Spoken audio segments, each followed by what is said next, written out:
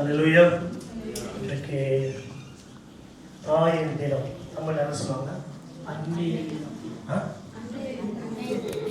தினம். தாய் இல்லாவிட்டால் நம்ம ஒருவரும் இங்கே இருந்திருக்க மாட்டோம். ஏமே, நம்ம தாய் இருந்ததுனாலே நம்ம இங்கே பிழைத்திருக்கிறோம். நம் தாய் தெய்வ கிருபையினாலே நாம் அவங்க வயிற்றிலே நாம் பிறந்து வளர்ந்து அந்த பூமியிலே பிறக்கும்படியாக தெய்வம் நம்மளுக்கு ஜீவனை கொடுத்திருக்கிறார். அல்லேலூயா. ஆமென். இன்றைக்கு இந்த தாயார் தினத்தில் ஒவ்வொரு தாயாரையும் நான் கனப்படுத்துகிறேன். நான் உங்களை இயேசுவின் நாமத்தில் உங்களை வாழ்த்துகிறேன். தெய்வன் தாமே தொடர்ந்து உங்களை பலப்படுத்தி உற்சாகப்படுத்தி உங்களை தொடர்ந்து தேவனுடைய ராஜ்யத்துக்கு தேவனுடைய சித்தத்துக்கு உங்களை தொடர்ந்து தேவன் ஆசீர்வாதமாக பலப்படுத்தி தொடர்ந்து நடத்துவார் என்று உங்களை ஆசீர்வதிக்கிறவங்களுக்காக நான் ஜெபிக்கிறேன். ஆமென். நீங்கள் நினைப்பீங்க, என்னடா வேறு பேச்சாளருக்காக இங்கே வேறு பேச்சாளர்னு. அப்படி தான் திடீர்னு மாறும். இன்றைக்கு வந்து திடீர்னு மாறுது. நம்ம தெய்வ செய்திக்கு நம்மளை உங்களுக்கு ஷார்ட்டாக ஸ்வீட்டாக செய்தியை நான் பகிர்ந்து கொள்ள விரும்புகிறேன். இதில் நம்ம தேவனுடைய வார்த்தைக்கு நம்ம ஆவியானவர் பேசும்படியாக நம்ம செவி சாய்ப்போம். ஆமென். ஜெபிக்கலாம். தகப்பனே, உமக்கு நாங்கள் நன்றி செலுத்துகிறோம். இந்த நாளிலும் கூட ஆண்டவரே எங்களுக்கு நீ தாயாய் கொடுத்ததுக்காக நன்றி செலுத்துகிறோம். ஆண்டவரே, எங்கள் தாய் ஆண்டவரே எங்களை காத்து எங்களை பார்த்து ஆண்டவரே எங்களை சுமந்து எங்களை தேற்றி எங்களுக்கு வேண்டிய எல்லா நன்மைகளும் தந்ததற்காக நன்றி செலுத்துகிறேன். அநேக சகோதரிகளை அநேக ஆண்டவரே சொந்தத்தை ஆண்டவரே எங்களுக்கு தாயை போல ஆண்டவரே நீ கொடுத்ததற்காகவும் நன்றி செலுத்துகிறேன். தகப்பனே, எங்கள் தாய்களுக்காக நன்றி செலுத்துகிறோம். அவங்களை ஆசீர்வதிக்கிறோம். தொடர்ந்து அவங்களுக்கு வேண்டிய கிருபையும் சுகத்தையும் ஆண்டவரே நீர் தாரும். தொடர்ந்து ஆண்டவரே அவங்களுக்கு வேண்டிய பலத்தை நீர் தாரும். ஞானத்தை தாரும், சமாதானத்தை தாரும், சந்தோஷத்தை தாரும். பிதாவே, பூர்ணமான எல்லா வரமும் இடத்திலேருந்து வர பண்ணுவீராக. அவர்களை ஆசீர்வதிக்கிறோம் இயேசுவின் மூலம் பிதாவே. ஆமென், ஆமென். இன்றைக்கு நான் மத்தியில் பேசுகிற தலைப்பு மதர் ஹூ ஷோ த பாத். வழிகளை காட்டுகிற ஒரு தாய் என்ற ஒரு காரியத்திலே நான் உங்களுக்கு பேச விரும்புகிறேன். ஒரு தாய் என்று சொல்லும் பொழுது அந்த தாயானவள் தன்னுடைய பிள்ளைகளை அவங்க பெற்று அந்த பிள்ளைகளை வளர்க்கும் பொழுது அந்த பிள்ளைக்கு நோய் இல்லாதபடிக்கு எந்த சேதம் இல்லாதபடிக்கு கவனமாக கண் விழித்து அவங்க பார்த்து நடத்துகிற ஒரு தாயாக இருக்கிறார்கள். பிள்ளை சரியாக சாப்பிடுகிறாரா, சரியாக தூங்குகிறார்களா என்று ஒரு கவனம் செலுத்தக்கூடிய ஒரு தாய், ஒரு கேர் என்றால் ஒரு கவனம் எடுத்து அக்கறை காட்டக்கூடிய ஒரு இருதயம் இருக்கும் என்றால் அந்த தாயானவள் தான். எனக்கு ஞாபகம் இருக்கிறது, நான் 17 வயது யூத் கேம்பில் இருக்கும் பொழுது பசுமேனன் மனாசே அவருடைய சாட்சியை சொல்லியிருந்தார். அவர் 17 வயசாக இருக்கும்பொழுது ஸ்கூல் முடிந்து வரும்பொழுது வீட்டில் சாப்பாடு ஒன்றுமே இல்லை. எங்கள் தாயிட்ட சொன்னாங்களாம், நம்ம வீட்டில் சாப்பாடு முடிஞ்சிச்சு, சாப்பாடு ஒன்றுமே இல்லையான்று. அப்போ அவங்க தாய் சொன்னாங்க, இப்போ குளிச்சுட்டு வாயா, நான் உனக்கு சமைச்சு வைக்கிறேன் என்று. அதே ஒரு குளித்துட்டு வர்ற பொழுது அந்த தாய் சமைத்திருக்கும் போது திடீர்னு அந்த சட்டியிலிருந்து எண்ணெய் அவங்க மேலே சட்டி விழுந்து அந்த எண்ணெய் பற்றிருச்சு. அதில் அந்த துடிப்பில் அந்த தாயை ஹாஸ்பிட்டலுக்கு கொண்டு போனாங்க. அது எல்லாவற்றையும் முடிந்து ஹாஸ்பிட்டலுக்கு போகும்போது மேனம் மனாசி அந்த ஹாஸ்பிட்டலுக்கு போகும் பொழுது அவங்க சொன்னாங்க, அந்த தாயானவள் அந்த வேதனையிலே அந்த கஷ்டத்திலையும் அவங்க சொன்ன ஒரு காரியம் என்ன என்றால், பிள்ளைக்கு பசிக்குமே, சாப்பிட்டியாரான்னு கேட்டாங்களாம். அவங்க ஆக்க முடியல அந்த எண்ணெய் அவங்க மேலே பட்டுச்சு. அந்த வேதனையெல்லாம் ஹாஸ்பிட்டலில் தவிக்கிறாங்க, கஷ்டமாக இருக்கிறது. ஆனால் அந்த நேரத்தில் அவங்க சொன்ன காரியம், சாப்பிடாமல் வந்துட்டியாடா என்று ஒரு அக்கறையாக கேட்கக்கூடிய ஒரு ஒரு ஒரு மனிதர் இருப்பாங்க என்றால் அது தாயானவள். ஆமென். ஆகையால் நமக்கு தேவன் தாய்கள் கொடுத்துருக்கிறாங்க. ஆகையால் அவங்களை கனப்படுத்த வேண்டும். சிறு வயதிலேருந்து எனக்கு ஒரு தேவனுடைய வார்த்தை எனக்கு இருதயத்தில் பதித்திருக்கும் என்றால் 10 வயது 11 வயது இருக்கும். இந்த வசனம் எனக்கு இருதயத்தில் பகிர்ந்திருக்கிறது. என்னென்றால், ஒரு தாய் தான் பாலகனை மறப்பாளா? தன்னுடைய மார்பினாலே பால் கொடுக்கிற அந்த தாய் தன்னுடைய சிசை அந்த மகளை மறப்பாளா? மறக்க முடியாது. ஆனால் அவள் மறந்தாலும் நான் உன்னை மறக்க மாட்டேன் என்று தேவன் சொல்லுகிறார். அதில் நம்மளை மறக்க முடியாத ஒரு மனிதர்கள் இருப்பார்கள் என்றால் அதில் நம்மளை பெற்ற தாயானவர். அல்லேலூயா, ஆமென். அதில் தாய்க்கு நம்ம கனம் செலுத்த வேண்டும். என்னென்றால் அவங்க கஷ்டத்தையும் மறந்து பாடுகளையும் மறந்து அந்த வேதனையும் கஷ்டத்திலையும் ஒரு பிள்ளைக்காக குடும்பத்துக்காக தன்னை பலியாக்கக்கூடிய ஒரு நபராக இந்த பூமியிலே தெய்வன் வைத்திருக்கிறாங்க. ஏனென்றால் மனிதனையும் மனுஷியும் படைக்கும் பொழுது தெய்வனுடைய சாயலாக படைத்தார்கள். அதில் தெய்வனுடைய சாயலிலே ஒரு சாயலை இந்த தாயை காட்டுகிற அன்பு, அந்த பாசம், அந்த கம்ஃபர்ட் எல்லாமே தேவனிடத்தில் இருந்த அந்த ரூபத்தை அந்த தாய் இடத்துல இருந்து நாம் பார்க்க முடிகிறது. அல்லேலூயா, ஆமென். அதில் இன்றைக்கு தாயாராக இருக்கிறவங்களை நான் உற்சாகப்படுத்துகிறேன். தொடர்ந்து தேவன் உங்களை தாயாக வைத்திருக்கிற அந்த தாயின் தினத்திலே நீங்கள் தொடர்ந்து அந்த காரியத்தை இந்த பூமியில் நீங்கள் தொடர்ந்து செய்து வாருங்கள். இயேசு கிறிஸ்து இந்த பூமியில் இருக்கும் பொழுது தேவாலயத்தில் பிரசங்கம் பண்ணி கொண்டிருந்தார். ஒரு நாள் ஜனங்கள் வந்து அங்கிருந்த ஸ்திரீகள் இயேசுவை பார்த்து உன்னை பெற்று எடுத்த தாய் பாக்கியவான் என்று சொல்லும் பொழுது இயேசு ஒரு வார்த்தை சொன்னார். யார் பாக்கியவான்? தேவனுடைய சித்தத்தை செய்கிறவர்கள் தான். அவர் கேட்டுக்கு யார் என்னுடைய தாய்? தேவனுடைய சித்தத்தை செய்கிற இவர்கள் தான் என்னுடைய தாய் என்று இயேசு இந்த பூமியில் இருக்கும்போது சொன்னார்.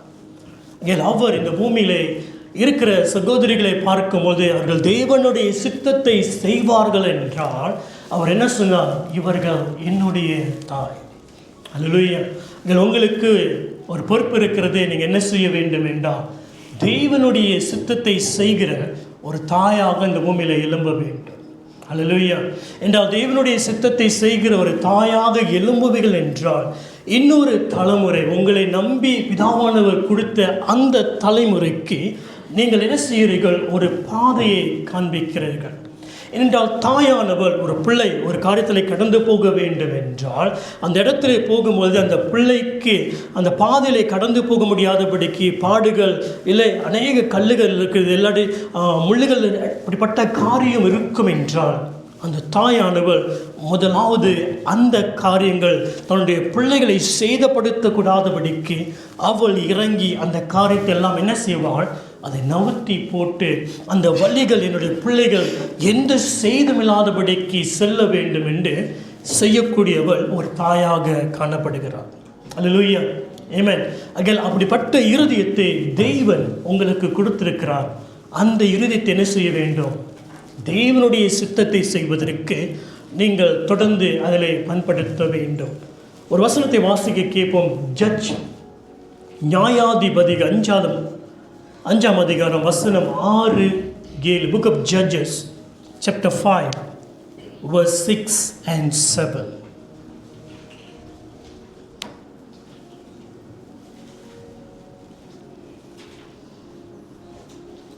ஆனாத்தின் குமாரனாகிய சப்காரி நாட்களிலும் யாகேலி நாட்களிலும் பெரும் பாதைகள் பாழாய் கிடந்தது. வழி நடக்கிறவர்கள் பக்க வழியாய் நடந்தார்கள். தெபராளாகிய நான் எலும்பும் அளவும், இஸ்ரவேலிலே நான் தாயாக எலும்பும் அளவும், கிராமங்கள் பாழாய் போயின. இஸ்ரவேலின் கிராமங்கள் பாழாய் போயின. இங்க ஒரு சூழ்நிலையை பார்க்கிறோம். அவர் சொல்லுகிறார், தெபோரா ஆகிய நான் தாயாக எழும்புற வரைக்கும் rise up as a mother. இந்த தாயாக நான் எழும்புற வரைக்கும் சூழ்நிலைகள் எப்படி இருந்தால்தான் அந்த பாதையிலே செல்லக்கூடிய போக முடியவில்லை. பட்டணம் அழகாக இல்லை, ஜனங்கள் பாதுகாப்பாக நிம்மதியாக சந்தோஷமாக போகக்கூடிய பாதையிலே போகக்கூடாதபடிக்கு பயந்திருந்து ஏதோ ஒரு பாதையிலே தப்பித்து கொள்ள போகலாம் என்று பயத்தோடு வாழ்ந்திருந்த எந்த ஒரு நன்மையும் பார்க்க முடியவில்லை. பயம், பாடுகள், எப்போ என்ன நடக்கும் என்று தெரியாத ஒரு சூழ்நிலையிலே வாழ்ந்து கொண்டு இருக்கிற அந்த காலத்திலே தெபோரா சொல்லுகிறார், இஸ்ரவேலுக்கு தாயாக நான் எழும்புற வரைக்கும் அந்த காரியங்கள் மாறவில்லை. ஆனால் எப்போ தெபோரா அந்த தாயாக எழும்பினாலோ அந்த சூழ்நிலையை அவள் மாற்றி போட்டாள். அல்லேலூயா, ஆமென். தேவஜனமே, நம்ம எழும்புகிற காலத்திலே நம்ம எழும்பாவிட்டால் நம்மளுக்கு இருக்கிற சூழ்நிலைகளே மாற முடியாதபடிக்கு காணப்படும். அதான் வேதம் சொல்லுகிறது, எலும்பு எலும்பு சீயோனே உன் வல்லமை என்ன செய்து தரித்துக்கொள். அல்லேலூயா. இந்த தெபோரா என்ன செய்தால், அவள் எழும்பினாள். எப்படி எழும்பினாள், எங்கே எழும்பினாள் என்றால், அவள் எழும்புவதற்கு ஒரு ரிசோர்ஸ் இருக்கும் என்றால், ஒரு காரியம் இருக்கும் என்றால், அது யார் என்றால் தேவன். இந்த தேவன் தான் இந்த தெபோராவை எழும்புவதற்கு ஒரு காரணமாக அங்கே இருந்தார். ஏனென்றால் வேதம் சொல்கிறது, இந்த தெபோரா அவள் ஒரு தீர்க்கதரிசி என்று அழைக்கப்படுகிற, she is a prophetess, ஒரு தீர்க்கதரிசியாக இந்த தெபோரா இருக்கிறாள் என்றால், யாரையா தீர்க்கதரிசி? தேவனுடைய சத்தத்தை கேட்கிற ஒரு பெண்மணி. தேவனுடைய சத்தத்தை கேட்கிற ஒரு செவி, ஒரு பெண்மணியாக இவ இருந்ததினாலே தேவன் தெபோரா இடத்துல சொல்லுகிறாள், நீ போய் பாராக்கிட்டை சொல்லு, இந்த யுத்தம் நான் ஜெயமாக, இந்த காரியத்தை, இந்த சேனைகளை நான் அழித்து உனக்கு ஜெயம் கொடுப்பேன், ஆகையால் அவனை எழும்ப சொல்ல என்று அந்த சத்தத்தை இந்த தெபோரா கேட்டாள். ஆனால் பாராக் எழும்புவதற்கு அச்சமாக இருந்ததினாலே இந்த தெபோரா எழும்பினாள். தேவனுடைய சத்தம் வந்தது. அந்த சத்தத்துக்கு தன் வாழ்க்கையை செவிசாய்த்து ஒப்பு கொடுத்த இந்த தெபோரா தான் என்னவாக மாறினாள் என்றால், இஸ்ரவேலுக்கு தாயாக எழும்பினாள். அவள் தாயாக எழும்புற வரைக்கும் இந்த இஸ்ரவேல் தேசமானது பாழாய் கிடந்தது. நன்மையான வாழ்க்கையிலே போக முடியவில்லை. ஆனால் அவளே சொல்லுகிறாள், நான் எழும்பின பின்பு அங்கே மாற்றம் உண்டாயிற்று. அல்லேலூயா. அதுதான் இந்த செய்தியின் தலைப்பு, த மதர் ஹூ ஷோட் த பாத். ஒரு வழிகளை காட்டுகிற ஒரு தாய் நீங்களாக இருக்கீங்க. அல்லேலூயா. 2 தீமோத்தேயு 1 அதிகாரம் 5வது வசனத்திலே பார்ப்போம் என்றால், 2 Timothy chapter 1 verse 5. இங்கே பவுல் தீமோத்தேயுக்கு ஒரு காரியத்தை எழுதுகிறார். இந்த பவுலானவர் இந்த தீமோத்தேயுவை சொல்லும் பொழுது அவர் சொன்ன ஒரு காரியம், தீமோத்தேயு, உன்னிடத்துல இருக்கிற இந்த விசுவாசம், முதலாவது உன்னுடைய பாட்டி லூயிஸ் அவரிடத்துல இருந்தது. அதுக்கடுத்து இந்த விசுவாசம் உன்னுடைய தாயாகிய யூனிஸ் இடத்துல இருந்தது. இப்பொழுதோ அதே விசுவாசம் உன்னிடத்திலும் இருக்கிறது. இந்த பவுல் ஊழியத்தை முடித்த பின்பு அந்த ஊழியத்தை பாரத்தோடு எடுத்து செய்தவன் இந்த தீமோத்தேயு. இந்த தீமோத்தேயுக்கு ஒரு வழிகாட்டி, அவனை உருவாக்கி அவன் தேவனுடைய ராஜ்யத்துக்கு அவன் வல்லமையாக செயல்பட காரணமாக இருந்தவள் 2 தாய், ஒரு பாட்டி. அந்த தாயானவள் தன்னுடைய மகளை சரியாக வளர்த்து விசுவாசத்திலே உருவாக்கினாள். இந்த மகளானவள் தன்னுடைய மகனை சரியாக உயர்த்தி விசுவாசத்திலே உருவாக்கினாள். தாயா இருக்கிற நீங்கள் ஒரு மறு தலைமுறைக்கு எழுப்பக்கூடிய ஒரு வல்லமை கொண்டிருக்கிறீர்கள்.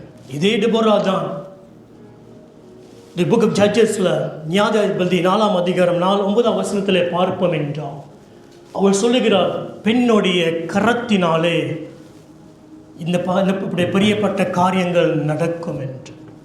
ஒரு இஸ்ரீயானவர் அவள் சொல்லுகிறார், இந்த ஹேண்ட் ஆஃப் அ woman, இந்த பெண்ணுடைய கரத்தினாலே இந்த காரியங்கள் நடக்கும் என்று. தன்னை புகழவில்லை, ஆனால் அவள் அறிந்த காரியம் என்ன என்றால், இந்த ஜீவனுள்ள இஸ்ரவேலின் தேவன் யார் என்று அறிந்திருந்ததினாலே, அவர் மேல் அந்த விசுவாசம் இருந்ததினாலே அவராலே சொல்ல முடிந்தது. அவராலே ஒரு தாயாக எழும்ப முடிந்தது. அல்லேலூயா, ஆமென். பாருங்க, ஒரு தாயாக இருப்போம் என்றால் அதனுடைய ஜேர்னி, பயணம் ஒரு ஈஸியான பயணம் இல்லை, லகுவான ஒரு பாதை இல்லை. அது காடு மேடுகள், அநேக ஸ்ட்ரகிள், போராட்டங்களே போகக்கூடிய ஒரு பாதையாக இருக்கிறது. ஆனால் அந்த பாதையில் அந்த தாயாக என்ன செய்கிறார்? அவர் டிட்டர்மைன்ஸ் பண்ணுகிறார், அவர் உறுதியாக நிற்கிறார். இந்த ஓட்டத்தை, இந்த போராட்டத்தை, இந்த சவாலை நான் சந்திக்கிறேன், நான் அல்ல, அவரை சார்ந்து நான் இந்த காரியத்தை, இந்த சவாலை சந்திக்கிறேன் என்று ஒரு உறுதியான ஒரு அறிக்கை காணப்பட்டது. ஆமென். அங்கே உங்களுக்கு தேவன் என்ன செய்கிறார்? கூட இருந்து எல்லாவற்றையும் காரியத்தை செய்ய அவர் பலன் தருகிறவராக இருக்கிறார். ஆமென். அல்லேலூயா. நாம் பலவீனமாக இருக்கும் பொழுது அவருடைய பலன் நம்மளுக்கு பூரணமாக விளங்குகிறது. ஆமென். அது எப்போ விளங்குகிறது? நாம் அவரை பார்த்து அந்த கிருபையை நினைக்கும் பொழுது நாம் என்ன செய்கிறோம்? நம்ம இருதயம் மகிழ்ச்சியாக மாறுகிறது. ஒன்று ஒரு அநேக தாய்கள் இடத்துல காணப்படுகிற ஒரு காரியம் என்னென்றால் anxious.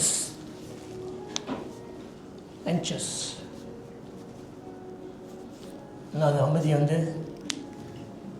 மௌனம், அந்த அமைதிக்கு சம்பந்தமா கவலை. அநேக தாய்களுக்குள்ளே காணப்படுகிற இந்த கவலையானது அவங்க எழும்ப முடியாதபடிக்கு, முன்னேறி போக முடியாதபடிக்கு, இல்லை அவங்களுக்கு வைக்கப்பட்ட அந்த அசைன்மெண்ட், அந்த ஊழியத்தை முழுமையாக முடிக்க முடியாதபடிக்கு இந்த கவலையானது அவங்களுக்கு அழுத்தத்தையும் பாரத்தையும் கவலையும் நோய்களையும் கொண்டு வருகிறது. இயேசு சொன்னார், ஒருவன் கவலைப்படுகிறதுனாலே எந்த ஒரு வளர்ச்சியும் கொண்டு வர முடியாது. ஆமென். ஐயா, நீங்கள் ஒரு தாயாக இருக்கிற நீங்கள் உங்கள் குடும்பத்தை குறித்தோ பிள்ளைகளை குறித்தோ நீங்கள் கவலைப்படுவீர்கள் என்றால் அந்த கவலைகள் எந்த ஒரு மாற்றத்தையும் கொண்டு வர முடியாது. ஆனாலும் இந்த கவலைகள், இந்த பாரங்கள், இந்த எல்லா போராட்டங்கள் மத்தியிலும் பிலிப்பியர் 4ஆம் அதிகாரம் சொன்னதை போல நாம் தேவனிடத்திலே வருவோம் என்றால் தேவன் என்ன செய்கிறார்?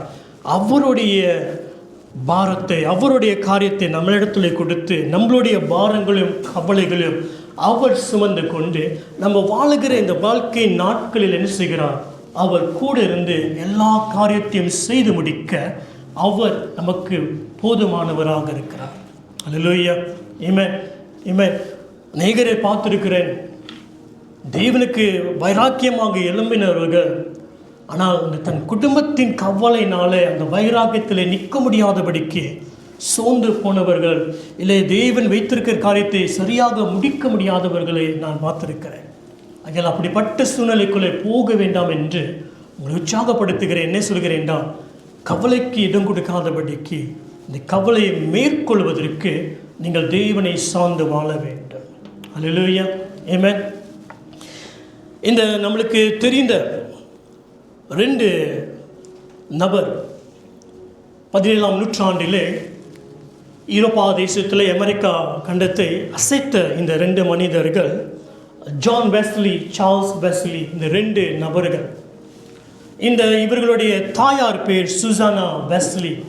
இவங்களுக்கு பிறக்கும் போது 19 குழந்தைகள் பிறந்தது. அந்த 19 குழந்தையிலும் 9 குழந்தை சிறு பிள்ளைகளாக இருக்கும் போதே அவங்க மரித்து போனார்கள்.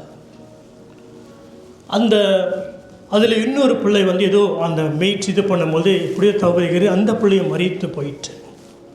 ஆனால் இந்த சூசானா இவர்கள் என்ன செய்தார்கள் என்றால், வளர்க்கக்கூடிய ஒரு 9-10 பிள்ளைகளை ஒவ்வொரு நாளும் நான் இந்த பிள்ளையை இதோடு நேரம் செலவு பண்ணுவேன், இந்த பிள்ளையை பேசுவேன், பலப்படுத்துவேன், இன்றைக்கு இந்த பிள்ளை என்றால் நாளைக்கு இன்னொரு பிள்ளை, இப்படியாக ஒவ்வொரு பிள்ளையோடும் நான் பேசுவேன், நான் தேவனுடைய காரியத்தை கற்றுக் கொடுப்பேன், எஜுகேஷன் காரியத்தையும் கற்றுக் கொடுப்பேன் என்று தன்னுடைய நேரத்தை கவனமாக அந்த ஒவ்வொரு பிள்ளையோடு செலவு பண்ணினான். இப்படி வந்து கொண்டு இருக்கும் பொழுது இவங்க அநேக பிரச்சனைகள் மத்தியிலும் பாடுகள் மத்தியிலும் தேவனுக்கென்று உண்மையாக இருந்த ஒரு நாட்களில் வரும்பொழுது அதே நேரத்தில் தன்னுடைய கணவரும் தன்னை விட்டு பிரிந்து போயிட்டார்கள். ஒரு சூழ்நிலையினாலே பிரிந்து போயிட்டார்கள். இன்றைக்கு அப்பொழுது ஒரு 9 பிள்ளைகளை வளர்க்க வேண்டும், கணவனும் கூடவில்லை. ஆக இந்த பிள்ளைகளுக்கு தன் வாழ்க்கையை ஒப்பு கொடுத்து அவள் என்ன செய்தாள்? படிப்படியாக தெய்வனுடைய காரியத்தை எல்லாவற்றையும் போதித்து, எஜுகேஷன் காரியத்தையும் எல்லாவற்றையும் போதித்து, இந்த பிள்ளைகள் அந்த தேசத்திலே நல்ல ஒரு இடத்துல வந்த ஒரு பிள்ளைகளாக காணப்பட்டார்கள். அந்த பிள்ளைகள் தான் 2 பிள்ளை, இந்த உலகத்தை அசைத்த ஜான் வெஸ்லி, சார்ல்ஸ் வெஸ்லி. இந்த ஜான் வெஸ்லி மூலியமாகத்தான் மெத்தடிஸ்ட் சபை ஆரம்பித்தது. அந்த மெத்தடிஸ்ட் சபை மூலியமாக தான் அநேக இன்றைக்கு புராட்டஸ்டன்ட் சபைகள், அநேக சபைகள் உருவாக்கப்பட்டிருக்கிறது. இது காரணம் ஜான் வெஸ்லி. ஜான் வெஸ்லிக்கு காரணம் சுசானா வெஸ்லி. அவங்க போன அந்த பாடுகள், அந்த பயணத்தின் மத்தியிலே, இவ்வளோ பாடுகள் மத்தியிலே கவலையாக இருந்து புருஷனும் விட்டு போயிட்டான் என்று சோர்ந்து இருப்பார்கள் என்றால், இந்த முழு தேசத்தையும் கலக்கக்கூடிய இந்த 2 நபர்களை அவங்க கொண்டு வந்திருக்க முடியாது. ஆனால் அந்த பாடுகள் மத்தியிலும், அந்த கவலைகள் மத்தியிலும் அவங்களுக்கு வேண்டியதெல்லாம் என்ன? இந்த பிள்ளைகளை நான் சரியாக வளர்க்க வேண்டும், தெய்வ பக்தியிலும் உலக காரியத்திலும் ஞானத்திலும் நான் சரியாக வளர்க்க வேண்டும் என்று வைராக்கியமாக தேவனை பிடித்து கொண்டு வாழ்ந்த இந்த சுசானா வெஸ்லி தான் அமெரிக்கா தேசத்தையும் இங்கிலாந்து தேசத்தையும் கலக்கி அநேகர் தேவனுடைய ராஜ்யத்திலே வரும்படியாக செய்தார்கள். இந்த ஜான் வெஸ்லி அவர் படித்து அதிகமாக புக் எழுதியிருக்கிறார். அவர் பிரசங்கத்தை இன்று வரைக்கும் ஜனங்கள் கேட்கிறார்கள், புஸ்தகத்தை வாசிக்கிறார்கள். ஏனென்றால் ஒரு பெண்மணி சூழ்நிலையை பார்க்கவில்லை, வேதனையை பார்க்கவில்லை, துக்கங்களை பார்க்கவில்லை.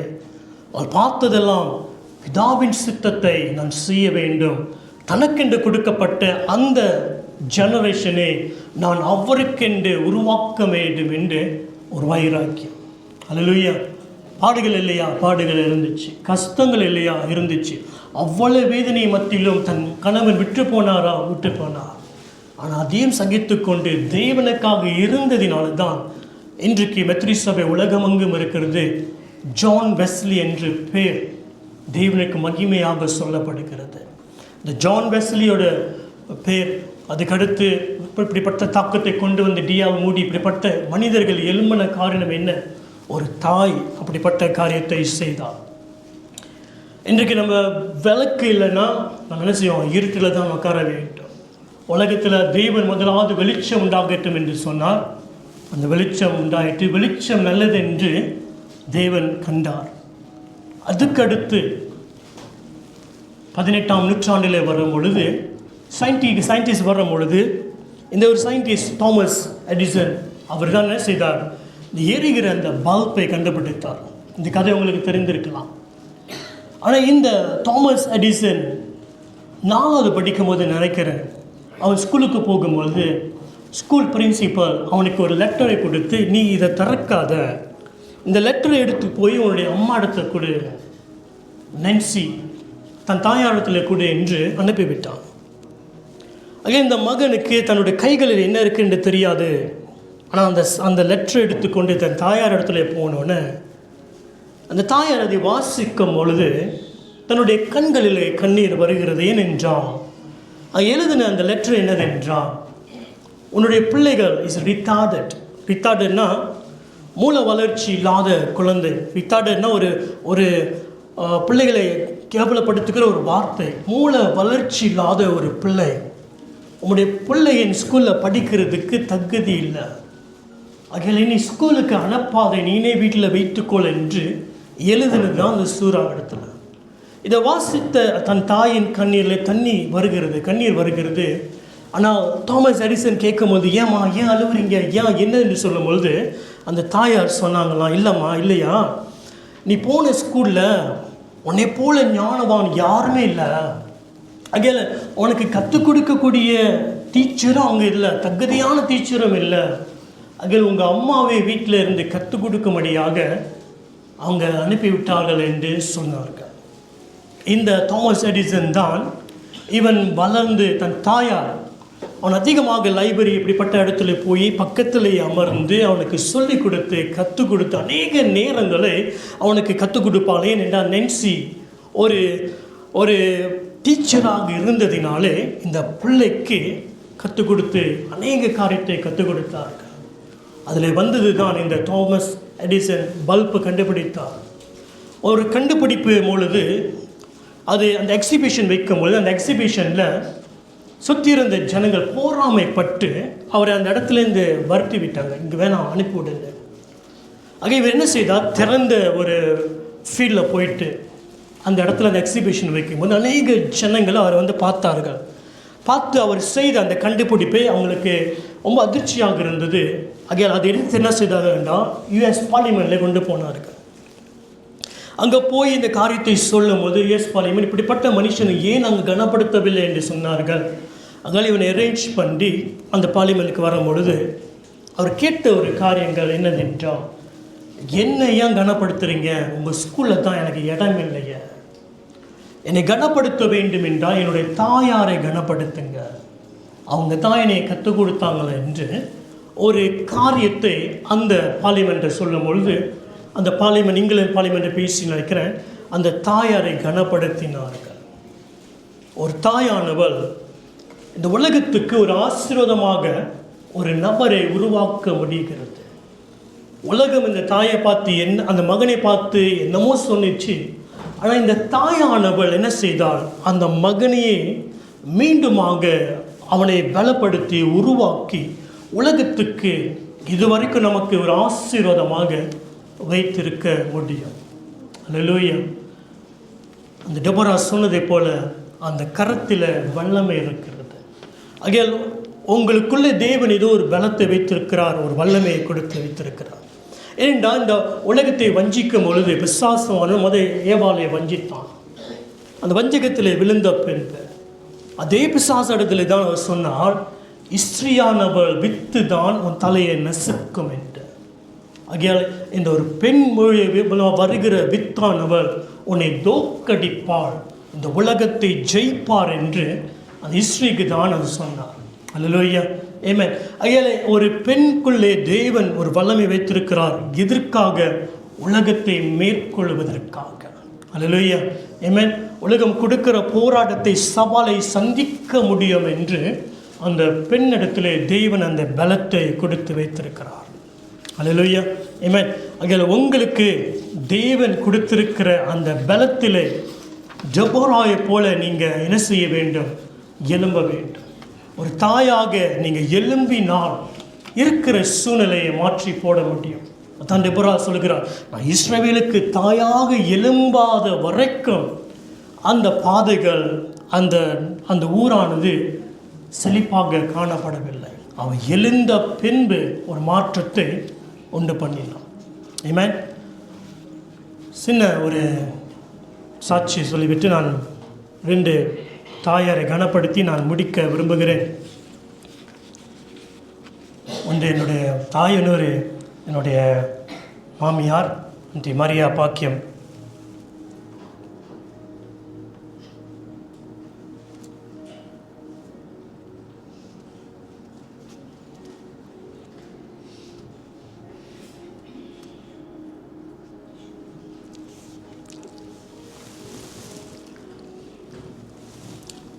ஆண்டி மரியா பாக்கியம் அவங்க சாட்சி கேட்டிருக்கேன்.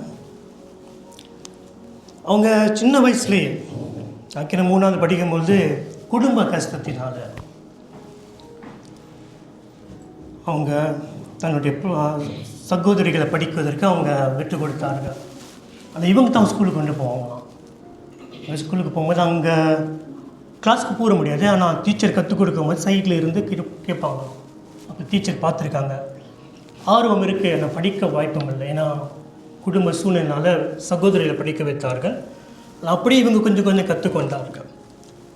அந்த ஸ்கூலில் வேலை படிச்சுக்கிட்டு இருக்கும்போது தான் குடும்ப கஷ்டமாக இருக்கிற நேரத்தில் அந்த ஸ்கூலில் கேன்டீனில் வேலை கிடைப்பதற்கும் அங்கே கிருபை கிடைத்திருக்கு. அங்கே கேன்டீனில் வேலை செய்து கொண்டு அந்த கிடைக்கிற அந்த பணம் மூலியமாக குடும்பத்தோடைய தேவைகளும் சந்திச்சிருக்காங்க.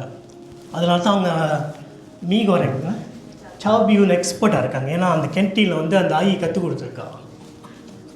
சாபியூன் எங்கே சாப்பிட்டாலும் அவங்க அடிச்சிக்க முடியாது. அப்புறம் ஒன்று சாப்பாடு என்னது, இந்த வெள்ளையா எம் கோயா எம் கேக் சீன எங்கே செஞ்சாலும் அவங்க பெட்டராக இருக்கும். ரெண்டும் யூஸ் பண்ணுறாங்க. ஆகையால் அவங்க தன்னுடைய தகப்பனுக்கு அவங்கள பிடிக்காது அதிகமாக. ஏனென்றால் அவங்க சீக்கிரமாக அவங்க இடத்துல வந்து மாயை இருந்தால் பிடிக்காது. ஸோ தகப்பன் ஏதாவது ஒரு பாஷலத்தை காட்டினா பிடிக்காதனால சீக்கிரமாக பேசிடுவாங்க. அதனால தகப்பனுக்கு அவங்கள பிடிக்காது. ஆனால் அந்த தகப்பனையும் நேசித்து அவங்களுக்கு வேண்டிய கனத்தையும் எல்லாவற்றையும் செய்து வந்த ஒரு தாய் எல்லாம் பிடிக்கும் என்றால் இருதயத்தில் யாரையும் கசப்பு வச்சுக்க மாட்டாங்க, மன்னித்து விட்டுவாங்க. நான் சொல்ல முடியாத காரியங்கள் இருக்கிறது. அவங்க எப்படி தான் அவங்க மட்டமாக தவறாக பேசினாலும் அவங்களை வீட்டில் கூப்பிட்டு தண்ணி கலக்கி கொடுக்கக்கூடிய ஒரு இருதயம். அப்படி யோசிப்பேன், எப்படா முடிஞ்சிச்சுன்னு. முடியாது, ஆனால் அந்த இருதயம் அவங்களுக்கு இருந்துச்சு. பாருங்கள், அவங்க கல்யாணம் பண்ணி வரும்போது குடும்ப சூழ்நிலைகள் ஒரு சூழ்நிலையில் இருக்கும் பொழுது அந்த சூழ்நிலையில் குடும்பத்தை பார்க்க வேண்டும், பிள்ளைகள் ஸ்கூலுக்கு போக வேண்டும், வீட்டில் சமைக்க வேண்டும், வேலை செய்ய வேண்டும். அப்போ என்ன செய்வாங்கலாம், காலையில் எழுந்திருவாங்களாம் 3-4 மணி 5 மணிக்கு எழுந்துச்சு அந்த பேரரோடு எழுந்திருப்பீங்க. பேரரில் போய்ட்டு சீன வீட்டில் நான் துணி துவைச்சி கொடுக்குறேன், எனக்கு முடியுமா? அப்போ காலையில் எத்தனை ஒரு வீட்டில் போய்ட்டு ஒரு 3-4 வீட்டில் போய் துணி துவைச்சி போட்டுட்டு அந்த வீட்டில் கொடுக்குற காசை எடுத்துக்கொண்டு அந்த காசை எடுத்து பிள்ளைங்களுக்கு ஸ்கூலுக்கு போகிறது காசையும் அந்த காசை எடுத்து மார்க்கெட்டில் போய் ஜாமான் வாங்கி அந்த பிள்ளைகளுக்கு ஆக்கி கொடுக்குற ஒரு இருதயம் அவங்களுக்கு இருந்தது. அகையிலே அந்த நீதிமொழி 31ஆம் அதிகாரத்தில் பார்ப்பீங்களா, அந்த ஹிஸ்ட்ரியானவர் அப்படிப்பட்ட ஒரு இதில் குடும்பத்தை நடத்த வேண்டும், பிள்ளைகளை பாதுகாக்க வேண்டும், வீட்டை கட்ட வேண்டும் என்று அவங்களை அதிகமாக பிரயாசம் எடுத்து அவங்க செய்த ஒரு காரியங்கள். அவங்க மரிக்க 2 வாரம் இருக்கிறது. அவங்களுடைய ஏக்கம் எல்லாம் என்னது என்றால், சபைக்கு போக முடியலையே, ஏன்னா ஆஸ்பத்திரியில் 2 வாரம் போட்டுட்டாங்கன்னா ஹார்ட் இருக்க ரொம்ப ஸ்லோவாகிடுச்சு. அவங்க மரிக்கிறதுக்கு ஒரு கவலை என்னென்னா, சபைக்கு போக முடியாமல் போயிடுச்சுன்னு தான் அவங்க கவலை. அந்த பாரத்தை மனைவியிடத்தை சொன்னதுனால அவங்க என்ன செஞ்சாங்க, அவங்களுடைய மரணத்தை டிஎம்சி சபையில் வச்சு கடைசியாக எடுத்தாங்க. அவங்க உயிராக இருக்கும்போது போக முடியல, ஆனாலும் அவங்க மரித்தாலும் அந்த சடலம் சபையின் ஆழத்தில் இருந்து தான் வெளியாக்கப்பட்டது.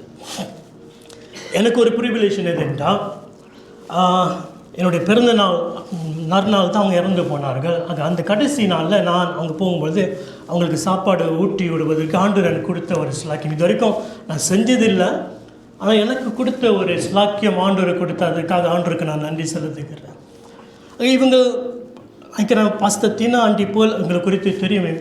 கடந்து போன அந்த பிரச்சனைகள், சூழ்நிலைகள், பாடுகள் மத்தியிலே தெய்வனுக்காக வைராக்கியமாக நிற்க வேண்டும் என்று ஒரு வைராக்கியம் இருந்ததினாலே அவங்க ஓட்டத்தை ஜெயமாக முடிக்க முடிந்தது. அல்லேலூயா, ஆமென். அகையில பாடுகள் மத்தியிலும் நாம் தேவனுக்காக நிற்க வேண்டும் என்று நமக்கு முன்பாக இருக்கிற சாட்சிகளை பார்த்து நம்ம கற்றுக்கொள்ள வேண்டும். சமத்தில் அந்த சாட்சிகளை சொல்லும்போது நானே நினைப்பேன், நானாக இருந்தானா நிச்சயமாக நான் அந்த மாதிரி இருந்திருக்க முடியாது, எப்பயோ விட்டுட்டு போயிருப்பேன். எனக்கு வேறு பாதை, அவங்களுக்கு வேறு பாதை, யார் யாருக்கு எது முடியுமோ தேவன் பார்த்து கொடுக்கிறாரு. அல்லேலூயா, ஆமென். அகையில அந்த தாயாருக்கு நான் நன்றி சொல்லுகிறேன். 2வது என்னுடைய அம்மா, அவங்களுக்கும் நான் தேவனுக்கு நன்றி செலுத்த வேண்டும். ஏனென்றால் ஒரு ஜெபிக்கிற தாய் இல்லை என்றால் நான் இன்றைக்கு உங்களுக்கு முன்பாக நிற்க முடியாது. அன்றைக்கு ஊழியக்காரனாக இருக்கிறேன் என்றால் தாயார் அங்கே இருந்ததுனால. ஆண்டவரை அறியாத முன்பு அதிகமாக வீட்டு சிறு வயசு 9 வயசு மேலே ஆண்டு அறிந்துக்கிட்டேன். அங்கே பார்க்கும்போது என்ன, கம்பதி வீட்டில் இருந்தோம், சாப்பிடுவோம், வருவோம், ஓடுவோம், விளாடுவோம், திருப்பியும் வருவோம், ஓடுவோம், விளாடுவோம். என்னை பார்க்கும்போது வீட்டு வேலை அப்படியே செஞ்சுக்கிட்டு இருப்பாங்க. ஆனால் தெய்வனை அறிந்த பின்பு, தெய்வனை ஏற்றுக்கொண்ட பின்பு நான் பார்க்கிற தாயார், இன்னொரு தாயாரை பார்க்கிறேன். இன்னொரு லெவலில் பார்க்கும்பொழுது வீட்டு வேலைகளும் இருக்கிறது. 4 4 மீல்ஸ் இல்லாட்டி 5 மீல்ஸ் ஆக்கக்கூடிய ஒரு தாயார். ஆனால் பிட்வீன் இந்த வேலைகள் மத்தியிலும் தேவனுடைய பாதத்திலே முழங்கால் படியிட்டு கண்ணீரோடு ஜெபிக்கிற தாயாரை பார்த்தேன். தேவனுடைய முழங்கால் படியிட்டு வேதம் வாசித்து தேவன் பேசும்போது மனமுடைந்து அழுந்து மனம் திரும்பின ஒரு தாயாரை பார்த்தேன். அவங்க தேவனிடத்தில் பலன்பட்டு புதன்கிழமை ஞாயிற்றுக்கிழமை ஆராதனைக்கு ஜபத்துக்கும் ஆராதனைக்கும் கொண்டு வந்துடுவாங்க. சில நேரத்தில் நம்ம அப்படி மரணாத்தா சபையில் இருக்கும் பொழுது நம்ம இங்கே இருந்து சென்னை ஸ்விம்மிங் கிளப் வர வேண்டும். 2 பஸ்ஸு இல்லைன்னா அப்போ சப்பு இருக்கும்ல, சாப்பிட்டு எடுத்து நம்ம வருவோம். அங்கேயும் ட்ராவல் பண்ண காலையிலே எழுந்துச்சு இந்த குடும்பத்தை கொண்டு வந்தாங்க. ஒரு காலகட்டம் வரும்போது நாங்கள் உலகத்தில் கொஞ்சம் ஆசை இருந்தனால சில நேரத்தில் அவங்க ஸ்ட்ரிக்டாக இருந்தாங்க. அப்போ கஷ்டமாக இருந்துச்சு. ஆனால் இப்போ கொஞ்சம் காலகட்டம் போன பின்பு ஒரு 20 இயர்ஸ் 20 வயசு மேலே வந்த பின்பு அவங்க செய்தது எனக்கு நலமாக காணப்பட்டது. அல்லேலூயா. நான் சாட்சி சொல்லியிருக்கேன். ஸ்கூலுக்கு பொந்தைங்க வண்டி விளாடும் பொழுது இங்கேருந்து பார்த்தா மேலே அம்மா பார்க்குறாங்க. நான் கூட்டாளி வீட்டுக்கு போயிட்டேன். அப்போ நாங்கள் ஸ்கேட் ஒப்பிண்டாப்போ அவங்க வந்து வீட்டில் ஜெபம் பண்ணுறாங்க. அதில் ஒரு பயம், நாடா இந்த ஆண்டவர் காட்டி கொடுத்துட்றாரு. அந்த ஒரு பயம் அப்போ இருந்துச்சு. ஏதாவது செஞ்சு இவர் காட்டி கொடுத்துருவாரேன்னு அவர் மேலே கோபம், ஆனால் ஒரு பயம். ஏனென்றால் ஜபிக்கிற ஒரு தாயாக இருந்ததுனால ஆண்டவருடைய சத்தத்தை கேட்பாங்க. சமத்தில் நம்ம கவலையாக உடைந்து இருக்க போகும்போது ஜபத்தில் போகும்போது மாறுடைய சாட்சி கொள்ளுவாங்க. அது ஆறுதலாக இருக்கும். நான் உங்களுக்கு சொல்லியிருக்கேன்னா தெரில, நான் 16 வயசில் இருக்கும்போது என்னோடய பிரெயின் ரொம்ப எஃபெக்டட் ஆச்சு. பிசாசு பேசுகிற காரியம் அப்படியே எனக்கு கேட்கும். ஒரு 8 மாதத்துக்கு சரியான கஷ்டம். பைபிள் எடுத்து போனால் பைபிளை தூக்கி வீச சொல்லும். ஸோ அந்த பாதையில் போகும்போது எனக்கு ஒரு பலனாக இருந்தது வேத வார்த்தை. இந்த வார்த்தை இல்லை என்றால் நான் நிறுத்திருக்க மாட்டேன். பைபிள் வார்த்தை. 2வது என் தாயார் மார்போடு பிடித்து எனக்கு ஜெபித்த அந்த ஜெபம் எனக்கு ஒரு ஆறுதலாக இருந்தது. பிசாசு 8 மாதம் வாட்டி எடுத்தான். அந்த 2 காரியமும் தாயாரும் தேவனோட வார்த்தையும் என்னை அதிலிருந்து விடுதலை ஆவதற்கு தேவன் கிருபை செய்தார். ஆமென். இந்த தாயாரில் தான் தன்னுடைய சகோதரர்கள் ரட்சிப்படைய வேண்டும், தன்னுடைய தாயார் ரட்சிக்கப்பட வேண்டும் என்று வெள்ளிக்கிழமை உபவாசம் எடுத்து ஜெபித்ததை பார்த்துருக்கிறேன். ரூமுக்கு போகும்போதுலாம் அழுந்து ஜெபிப்பார்கள். நான் வெளியே வந்துடுவேன். ஆனால் எங்களுக்கு வேண்டிய ஆதாரம் எல்லாமே இருக்கும், எந்த குறையும் இருக்காது. அதே நேரத்தில் சபை இருந்த பழைய சபையில் இருக்கும். அந்த சபைக்கு ரெண்டிங் கட்ட வேண்டும், அங்கே தசம பாதம் கொடுக்க வேண்டும். 2 வீட்டில் போயிட்டு வேலை செய்து அறுதலி எடுத்து அதை தசம பாதமாக சபைக்கு போடுவாங்க. ஆகாரமும் குறையாது, ஜெபமும் குறையாது, பிள்ளைகளை வளர்க்குறதும் குறையாது, சபைக்கு என்று போகிற காரியமும் குறையாது, சபைக்கு கொடுக்குற இதுலேயும் குறையாது. அந்த இருதயத்தோடு அவங்க ஒரு வைராக்கியமாக வாழ்ந்து வந்தாங்க. மாதத்துக்கு ஒரு வாட்டி அந்த உபவாசத்தோடு அந்த வாரம் முழுவதும் ஜெபித்து அழுந்து ஜெபித்து தேவ பாதத்திலிருந்து வேத வார்த்தை எடுத்துக்கொண்டு சமைத்து தன்னுடைய சகோதரர் வீடு, அம்மாவோட வீட்டில், சகோதரி வீட்டில் போய் அந்த சாப்பாடோடு பங்கு எடுத்து தேவனுடைய வார்த்தையை சொல்லும் போது சும்மா சொல்ல மாட்டாங்க, அழுந்து சொல்லி ஜெபித்து பாரத்தோடு சொல்லி மீண்டுமாக அந்த ராத்திரி பஸ் எடுத்து வீட்டுக்கு சேர எனக்கு ஒரு 12:30 ஆயிரம். எனக்கு ஒரு ஜேர்னி தான். ஆனால் சில நேரத்தில் பார்க்கும்போது ஸ்பிரிச்சுவலி அபாயமாக இருக்கும். ஏனென்றால் ஒரு ஹிஸ்ட்ரியானவர் ஏதாவது தாக்குதல் வந்தால் ப்ரொடெக்ட் இல்லை. ஆனால் அந்த இடத்துலையும் அவங்க அம்மாவோடு நான் சேர்ந்து போவேன். எனக்கு முன்பாக இருந்து இந்த தாயாரை பார்க்கும் பொழுது எனக்கு ஒரு முன்மாதிரியாக தேவன் ஒரு தாயார் வைத்திருந்தார். என்ன என்றால் தேவனுடைய பாதத்திலிருந்து இதுவரைக்கும் ஜெபிக்கக்கூடிய ஒரு தாய்க்காக நான் தேவனுக்கு நன்றி செலுத்த வேண்டும். அல்லேலூயா. ஆமென். அகையாலே தாயாராக இருக்கிற நீங்கள் உற்சாகப்படுத்துகிறேன். நீங்கள் இன்னொரு தலைமுறைக்கு பெரிய ஆசீர்வாதமாக மாற்ற முடியும். ஒரு பெரிய ஒரு பிளஸ்ஸிங்காக மாற முடியும். தெபோரா சொன்னதை போல நான் இஸ்ரவேலுக்கு தாயாக எழும்பாத வரைக்கும் இப்படி இருக்கும் என்றால் இன்றைக்கு நீங்கள் தேவனுடைய பிள்ளையாக தேவன் உங்களுக்கு கொடுத்திருக்கிற அந்த பொசிஷனில் நீங்கள் எழும்ப வேண்டும். தேவன் உங்களை கட்டி எழுப்புவார். அல்லேலூயா. ஆமென். அதில் சோர்ந்து போக வேண்டாம், கவலையில் போக வேண்டாம். கவலை எந்த இடத்துல உங்களுக்கு ஹெல்ப்ஃபுல்லாக இருக்க போகிறதில்லை. அது வேதனையும் அது வியாதியும் தான் கொண்டு வருகிறது, மரணத்துக்கு கொண்டு போகிறது. கவலையை விட்டு மகிழ்ச்சியாக இருக்க கற்றுக்கொள்ளுங்கள். யாருக்குள்ள? தேவனுக்குள்ளே மகிழ்ச்சியாக இருக்க கற்றுக்கொள்ளுவோம். அல்லேலூயா. வாசிக்கலாம். பிலிப்பியர் 4ஆம் அதிகாரம்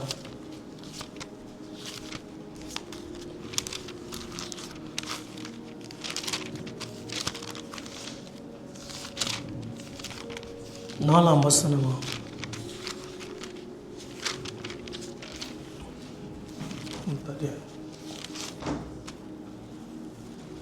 பிலிப்பியர் 4ஆம் அதிகாரம் 4ஆம் வசனத்திலிருந்து 7ஆம் வசனத்து வரைக்கும். கர்த்தருக்குள் எப்பொழுதும் சந்தோஷமாயிருங்கள். கர்த்தருக்குள் எப்பொழுதும் சந்தோஷமாயிருங்கள். சந்தோஷமாயிருங்கள் என்று மறுபடியும் சொல்கிறேன். சந்தோஷமாயிருங்கள் என்று மறுபடியும் சொல்கிறேன். 6ஆம் வசனம். நீங்கள் ஒன்றுக்கும் கவலைப்படாமல் எல்லாவற்றையும் குறித்து உங்கள் விண்ணப்பங்களை சோஸ்திரத்தோடைய கூடிய ஜெபத்தினாலும் வேண்டுதலினாலும் தேவனுக்கு தெரியப்படுத்துங்கள். 7ஆம் வசனம். அப்பொழுது எல்லா புத்திக்கும் மேலான தேவ சமாதானம் உங்கள் இருதயங்களையும் உங்கள் சிந்தனைகளையும் கிறிஸ்து இயேசுக்குள்ளே காத்துக்கொள்ளும். 13ஆம் வசனம். என்னை பலப்படுத்துகிற கிறிஸ்துவினாலே எல்லாவற்றையும் செய்ய எனக்கு பலன் உண்டு. 23ஆவது வசனம்.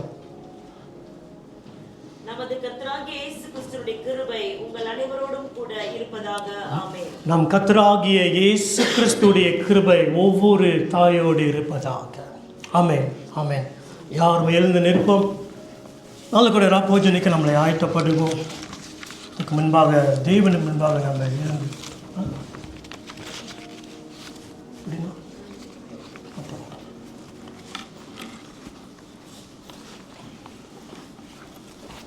ஒரு தாய் எப்படியாக தன்னை பிள்ளை வளர்க்குவதற்கு எப்படியாக தன்னை தியாகம் பண்ணுகிறாள் என்று நாம் அறிகிறோம், கேட்டோம்.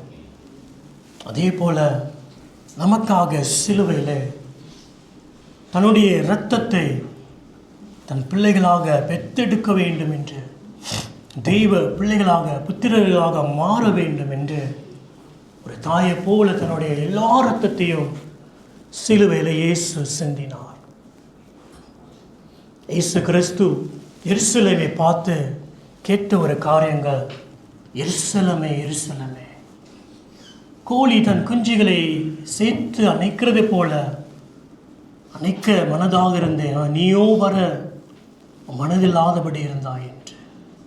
எப்படி ஒரு தாய் கோழி தன்னுடைய குஞ்சுகளெல்லாம் தன்னுடைய பாதுகாப்புக்குள்ளே சேர்த்து கொள்ளும்படியாக இருக்கிறதோ, தேவனும் நம்மளை அவருடைய அடைக்கலத்துக்குள்ளே வைத்துக்க விரும்புகிறார். தன்னுடைய பிள்ளைகளாக நம்மளை நேசித்து, நம்மளை ஆறுதல் படுத்தி, நம்மளை பலப்படுத்தி, நம்மளை கட்டி உருவாக்கி, நம்மளை நல்லா உருவாக்க வேண்டும், நம்மளை காக்க வேண்டும் என்று தேவன் ஒரு தாயை போல விரும்புகிறார். பரிசுத்த ஆவியானவர் இந்த பூமியிலே உலாவினை போல ஓவரிங் என்ற ஒரு கோழி எப்படி ஒரு குஞ்சுகளை மூடிக்கொண்டு இருக்கிறதோ, அதே ஆவியானவர் இந்த பூமியை எப்படியாக மறைத்து கொண்டிருந்தார். அந்த ஆவியானவர் நம்மளோடு பேசுகிறார், நம்மளை பலப்படுத்துகிறார், நம்மளை உற்சாகப்படுத்துகிறார், நம்மை ஒவ்வொரு பக்கமாக செவிசாய்க்க விரும்புகிறார். எப்படி டெபோரா தேவனுடைய சத்தத்துக்கு செவிசாய்த்து அவை எழும்பி தன்னுடைய கரம் வல்லமையான காரியத்தை செய்து இஸ்ரவேலுக்கு தாயாக எழும்பினேன் என்று சொன்னதை போல, இன்றைக்கு தேவன் உங்களை பார்த்து பேசுகிற வசனத்துக்கு, வார்த்தைக்கு நீங்கள் செவிசாய்த்து நீங்கள் எழும்புவீர்கள் என்றால் உங்களை கொண்டு தேவன் ஒரு தாயாக நிலைநிறுத்தி தேவன் மகிமைப்படுவார். தேவனை நோக்கி பாவம் தகப்பனே, இதோ ஆண்டவரே, ஒவ்வொரு தாயாருக்காக நான் நன்றி செலுத்துகிறேன். தகப்பனே, கடந்த நாட்கள் வரை கண்மணியை போல காத்து வினேசருக்கு நன்றி. தொடர்ந்து நீர் காக்கப் போகிறவர், உமக்கு நன்றி செலுத்துகிறேன். ஆண்டவரே, எல்ரோஹி, நீர் எங்களை காண்கிறவர், எல்லா சூழ்நிலை மத்தியிலும் நீர் காண்கிற தேவனாக இருக்கிற அகில தாயார் கடந்து போகிற ஒவ்வொரு சூழ்நிலைகளும் நோக்கி பார்க்கிற ஒவ்வொரு தாயின் இருதயத்தை ஆண்டவரே கண்ணோக்கி பார்த்து, அன்னைக்கு அண்ணா ஆண்டவரே சந்தோஷத்தோடு வீடு திரும்பினதை போல ஒவ்வொரு தாயாரும் சந்தோஷத்தோடு வீடு திரும்ப நான் ஜெபிக்கிறேன். ஆண்டவரே நீர் ஆசீர்வதித்து பலப்படுத்துவீராக. தகப்பனே ஒவ்வொரு தாயாருக்கும் வேண்டிய சமாதானம் சந்தோஷம் இயேசுவிடத்தில் இந்த வரப்பண்ணும். இயேசுவே அவங்களுக்கு பலனாக நம்பிக்கையாக உற்சாகமாக கேடகமாக இருந்து அன்றே எல்லா சூழ்நிலையிலும் அன்றே ஜெயமெடுக்கத்தக்க என்னை பலப்படுத்துகிற கிறிஸ்துவினாலே நான் எல்லாவற்றையும் செய்து முடிக்க பலனுண்டு என்று ஒரு அறிக்கை செய்கிற அன்றே ஒரு இருதயத்தை தந்து நடத்துவீராக. ஒவ்வொரு ஆசீர்வதியும் ஒவ்வொருக்கும் வேண்டிய எல்லா கிருபையும் சமாதானமும் சந்தோஷம் உண்டாகி இருப்பதாக நாம் இவர்கள் மூலியமாக மகிமையடையட்டும். நன்றி செலுத்துகிறோம். இயேசுவின் நாமத்தினாலே ஜெபிக்கிறோம் பிதாவே. ஆமென்.